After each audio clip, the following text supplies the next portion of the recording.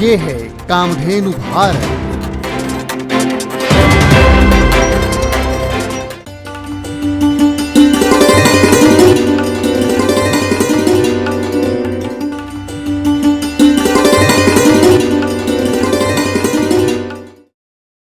नमस्कार, Rajendra Jawaharlal Lunkad market yard Arihant society में रहता हूँ पूना में। गो विज्ञान संशोधन संस्था, इस संस्था के माध्यम से गौ सेवा हम कर रहे हैं।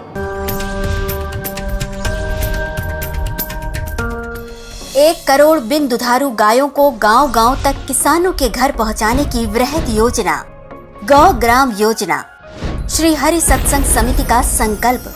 पहला चरण 12 नवंबर 2021 पश्चिम बंगाल के नकाशीपाड़ा में किसानों को गाय दी गई। दूसरा चरण 12 दिसंबर 2021 झारखंड के दुम्मा में किसानों को गाय दी गई।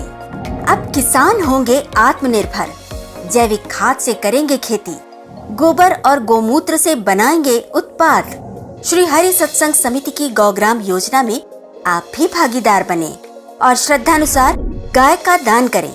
एक गाय का दान रुपए 25,000। सहयोग राशि देने के लिए विवरण इस प्रकार है।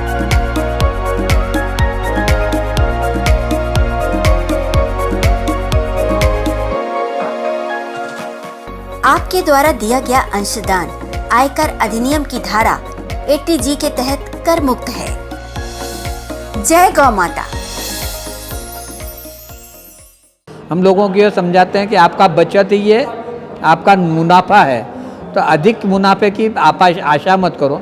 10-15% आप ज़्यादा लो, परंतु ज़्यादा 50%, 25% हमको चाहिए। इस प्रकार का आप, क्योंकि बचत ही आपका नफ़ा हो गया, क्योंकि आप केमिकल्स के आधार पर एक खेती करते तो आपको 10 से 15,000 रुपये खर्चा आ जाता, परंतु ये आपको 3,500 में काम हो गया। हम तो कहते हैं 10% में काम हो सकता है। तो इस प्रकार आपने ये प्रैक्टिकल आपने खुद ने करके देखा है। इसके आधार पर आप खेती करो, आप सबल और संपन्न हो गए। उनका माल हमने फिर क्या किया कि वहाँ पे एक कमिंस की फैक्ट्री है, उनके संपर्क करके उनको कहा कि ये माल रोज़ आपको लाके ताज़ी सब्जी देगा। वहाँ पे वो बेचना शुरू किया तो उनको 2 से 3,000 4,000 रुपये कैश मिलने लगे। हर 2 दिन के बाद में वो अलग अलग किसान वहाँ आके स्टॉल लगाते थे और अपना माल बेच के जाते थे। तो सबको ये चांस मिला कि हमको कैश हमारे हाथ में आते हैं और वो सब खुश है। इस प्रकार का काम बढ़ते जा रहा है और इसी आधार पे हम और अधिक गांव जोड़ना शुरू करें कि उनको स्वावलंबी तो बने, पर उनके साथ जो धन संपन्न भी बने, कि उनकी सारी पारिवारिक समस्या इसके माध्यम से उनको मुक्त हो जाए और उनको मिलती रहे। महिलाओं का अपन संगठन कराते हैं, उनसे भी काम कुछ करवा के लेते हैं। बच्चों से भी उनको संस्कार वर्ग के माध्यम से हम जोड़ के उनको आगे के काम करवाते हैं। इस प्रकार कोई निष्क्रिय न रहे, हर एक जन अपने काम में रह गए। और हम किसानों को कहते हैं आपने जो खर्चा किया है वो लिख के रखो, कि आपका लड़का भी 2 घंटे गया तो 2 घंटे का खर्चा लिखो, पत्नी भी अगर गई तो उसका 1-2 घंटे का खर्चा लिखो, माँ भी गई, यानी सबका खर्चा लिखना है और आपका टोटल खर्चा कितना आएगा वो आपको पूरा लिखना है। अब बेचते समय आपको कितना मिला और ये जो बचा हुआ पैसा है ये आपका नफ़ा है। ये अगर केमिकल में करते तो आपको 2 से 5,000 ही मिलते थे, आपको 10-10 हज़ार रुपये मिल रहे हैं। तो आपको अधिक कीमत में बेचने की कोशिश मत करो, 10-15% आप एक्स्ट्रा लेके बेचो। परंतु अगर, क्योंकि लेने वाला जो है मध्यम वर्ग अपने पास आता है खरीदने को, तो खरीदने को आने के बाद में उसके मन में इच्छा होना चाहिए कि अपने को सस्ता मिल रहा है तो ले लो। पर आप ज़्यादा कीमत रखोगे तो लेने की कोशिश भी नहीं करेगा, वो देख के निकल जाएगा।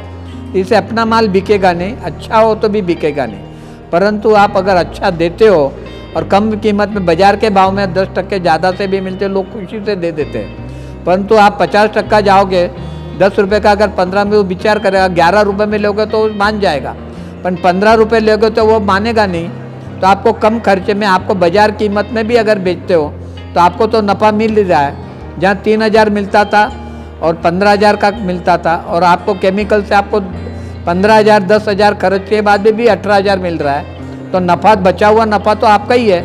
ये नफ़ा ही समझ के आप काम करो। इस प्रकार हम गाँव को प्रबोधन करते हैं और इसके माध्यम से लोगों को प्रवृत्त करते हैं और उनका माल बेचने की व्यवस्था करते हैं।